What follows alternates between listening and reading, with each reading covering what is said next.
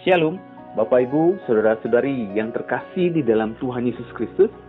Hari ini kita akan melanjutkan pembacaan dan perenungan kebenaran firman Tuhan yang terambil dari Kitab Keluaran, pasal yang ke-21, ayat yang pertama, sampai yang ke-36. Saya mengajak kita semua untuk membaca Alkitabnya bersama-sama dari ayat yang pertama. Mari kita baca bersama-sama.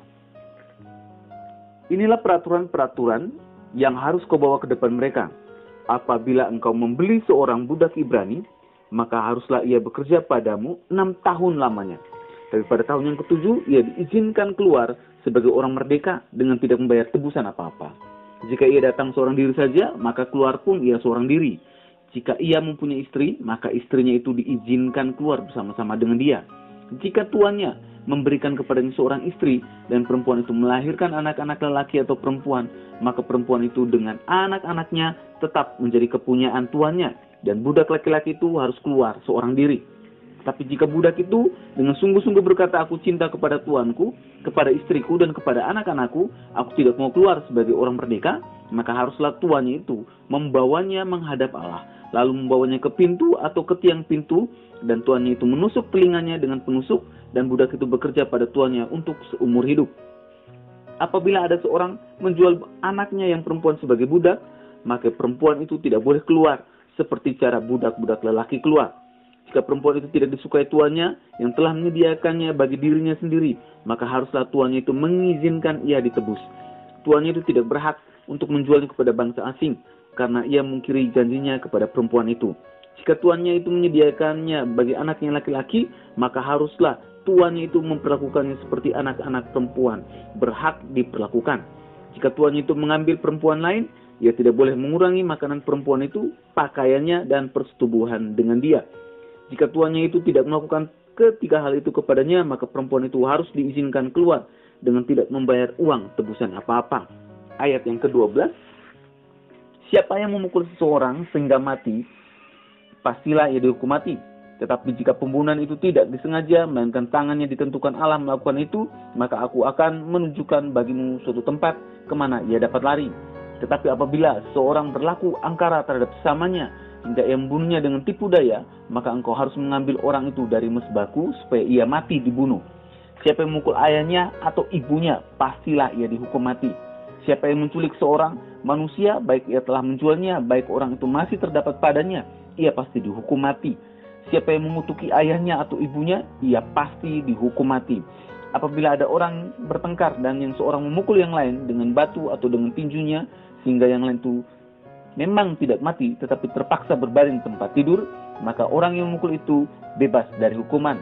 Jika yang lain itu dapat bangkit lagi dan dapat berjalan di luar dengan memakai tongkat, hanya ia harus membayar kerugian orang yang lain itu karena terpaksa menganggur dan menanggung pengobatannya sampai sembuh. Apabila seorang memukul budaknya laki-laki atau perempuan dengan tongkat sehingga mati karena pukulan itu, pastilah budak itu dibalaskan.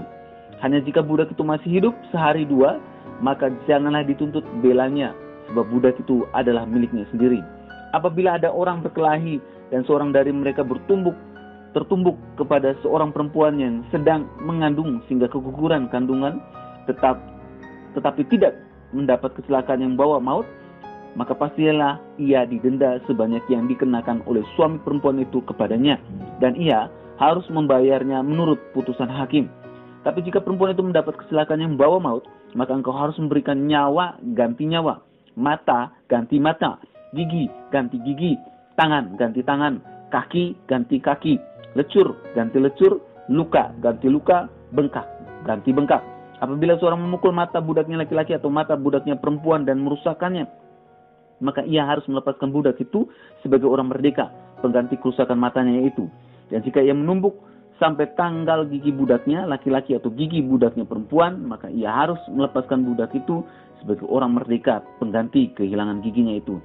Apabila seekor lembu menanduk seorang laki-laki atau perempuan sehingga mati, maka pastilah lembu itu dilempari mati dengan batu dan dagingnya tidak boleh dimakan. Tapi pemilik lembu itu bebas dari hukuman.